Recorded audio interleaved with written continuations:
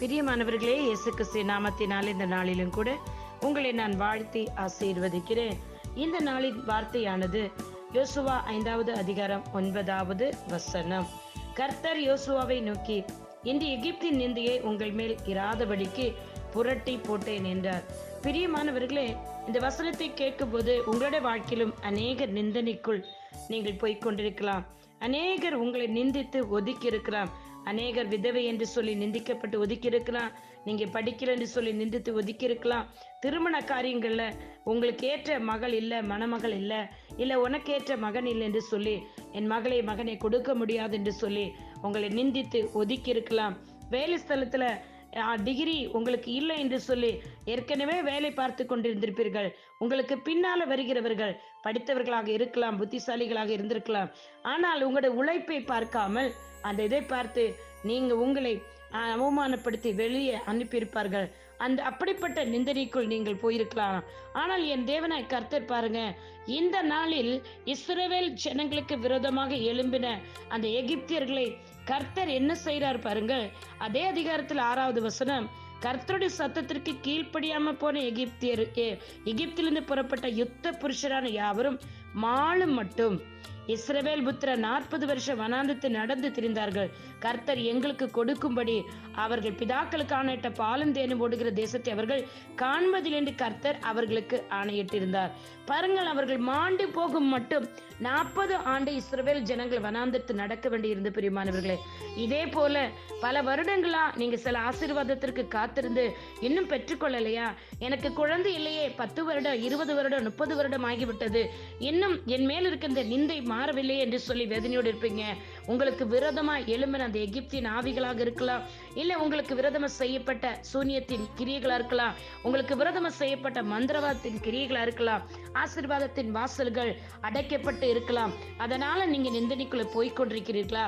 என் தேவனாகிய கர்த்தர் பாருங்கள், இவர்கள் அந்த யோர்தான் நதியை கடந்து வரும்படி என் தேவனாய் கர்த்தர் அன்றைக்கு யோர்தான் நதியை பாருங்கள், அவர் 2ஆக பிளந்து இவர்கள் அந்த கரை ஏறி வருமளகும் அந்த நதி பிரிந்து இருந்தது. பாருங்கள், இவர்கள் அந்த இடத்திலிருந்து காலை எடுத்து கரையில் வைத்த உடனே நதி புரண்டு வருகிறது. பிரியமானவர்களே, பாருங்கள், இந்த நாளிலும் என் தேவனாய் கர்த்தர் உங்களை யாரெல்லாம் நிந்தனைக்குள் உட்படுத்தினார்களோ, நீங்கள் நிந்திக்கும்படி தள்ளப்பட்டீர்களோ, அவமானத்தை சுமந்து கொண்டிருக்கிறீர்களோ, வேதனைகளை அனுபவித்துக் கொண்டிருக்கிறீர்களோ, ஆசீர்வாதங்களை சுதந்திரிக்க முடியலையோ, நன்மையை காண முடியலையோ, உங்களுடைய கால்கள் அப்படிப்பட்ட தேசத்துல நிற்க முடியலையோ, நன்மையான இடத்தில் போய் நின்று சமாதானத்தோடு படுத்து சமாதானோடு தூங்கி எழுந்திருக்க முடியாமல் வேதனையோடு காணப்படுகிறீர்களோ, என் தேவனாய் கர்த்தர் சொல்லுகிறார், அவர் வாக்குத்தத்தம் பண்ணப்பட்ட பிள்ளைகளுக்கு, அவரை நேசிக்கிற பிள்ளைகளுக்கு, பாருங்கள், இஸ்ரவேலின் புத்திரை நோக்கி, நாளை உங்கள் பிள்ளைகளை இந்த கற்கள் ஏதென்று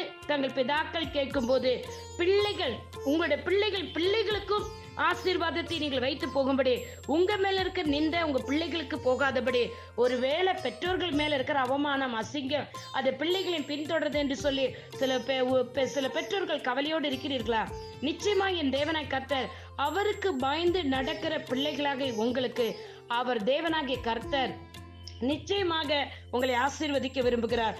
உங்கள் மேல இருக்கிற நிந்தனைகளை அவர் எடுத்து போட்டு பாருங்கள், இஸ்ரவேல் புத்திரர் கடந்து தீரும்பளவும் கர்த்தர் யோர்தானின் தண்ணீரை அவர்கள் முன்பாக வற்றி போக பண்ணினது.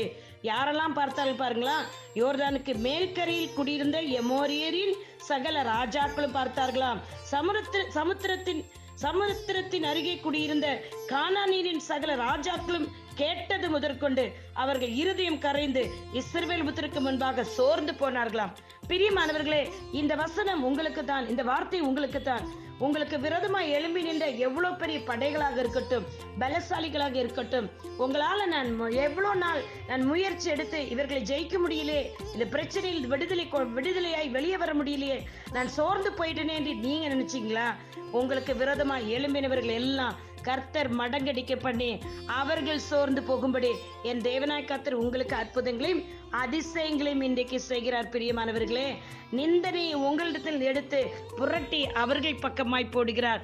தத்தளிப்பின் பாத்திரத்தை உங்கள் கைகளிலிருந்து வாங்கி அவர்கள் வசமாய் என் தேவனாகி கர்த்தர் கொடுக்க போகிறார். பிரியமான சகோதரனே, சகோதரியே, ஏனென்றால் கிறிஸ்துவின் ரத்தத்தினால் நம்ம இப்பொழுது உடன்படிக்கை பண்ணப்பட்டு விட்டோம். நம்முடைய பாவங்கள் எல்லாம் அவருடைய ரத்தத்தினால் கழுகப்பட்டு விட்டது. நம்முடைய சாபங்கள் எல்லாம் அவருடைய ரத்தத்தினால் அப்படியே மாற்றப்பட்டு விட்டது. உங்கள் மீது சாபம் இல்லை. நீங்கள் செய்த பாவங்கள் அவருடைய கணக்கில் இல்லவும் இல்லை. அவைகள் எல்லாம் ரத்தாம்பரத்தை போல இருந்தாலும் வெண்மையான பஞ்சை போல அவர் அதை மாற்றிவிட்டார். பிரியமானவர்களே, இன்றைக்கு உங்களுக்கு தான் சொல்லுகிறார், இத்தனை காலம் நீங்கள் சுமந்து வந்த நிந்தையை உங்கள் மேல் இராதபடிக்கு என் தேவனாய் கர்த்தர் புரட்டி போட்டு விட்டேன் என்று சொல்றார். அதனால் அந்த ஸ்தலம் இந்நாள் வரைக்கும் கில்கால் எனப்படுகிறது. இன்றைக்கு உங்கள் வீடு ஒரு கில்காலாக மாறட்டும், உங்க குடும்பம் ஒரு கில்காலாக மாறட்டும், உங்க சபை ஒரு கில்காலாக மாறட்டும். நீங்க வேலை செய்கிற இடம் உங்களுக்கு ஆசீர்வாதமான இடமாய் அது கில்காலாக மாறட்டும். உங்கள் மூலம் அது ஆசீர்வதிக்கப்பட்ட ஒரு இடமாக மாறட்டும். கர்த்தர் உங்களை ஆசீர்வதிப்பாராக. நிந்தைகளை நீங்க சுமக்க வேண்டிய தேவையில்லை. இயேசு கிறிஸ்து நாமத்தில் பிதாவே, நிந்தைகளோடு இருந்த இவர்கள் இயேசுவின் ரத்தத்தினால இன்றைக்கு அந்த நிந்தையிலிருந்து விடுதலை ஆகட்டும். இயேசப்பா, கிறிஸ்து சிலுவை சுமந்த நிமித்தம் இந்த நிந்தைகள் எல்லாம் இயேசு கிறிஸ்து எடுத்துக்கொண்டீர்.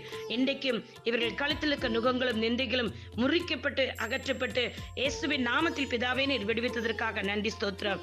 நிந்தைகளை கடந்து வந்ததற்கு கர்த்தருடைய கரம் இவர்களோடு இருந்ததற்காக ஸ்தோத்திரம். இயேசுவின் நாமத்தினால இவர்களை கர்த்தர் தாமே வழி நடத்த போகிறதுக்காக ஸ்தோத்திரம். பிதா, குமாரன், பரிசுத்தாவின் நாமத்தினால இதை கேட்கிற ஒவ்வொருவரையும் ஆசீர்வதிக்கிறேன் இயேசப்பா, இயேசுவின் நாமத்தில் பிதாவே. ஆமேன், ஆமேன், ஆமேன். பிரியமானவர்களே, இந்த வசனத்தை கேட்ட உங்கள் ஒவ்வொரு மேல் நிந்தை மாற்றப்பட்டு விட்டது. இனி கவலைப்படாதீங்க. நிந்தையில் நிந்தைகளுக்கு சொல்லாதீங்க, வாயில அறிக்கையிடாதீங்க.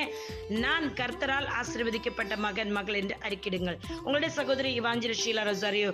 God bless you all. ஆமேன், ஆமேன், ஆமேன்.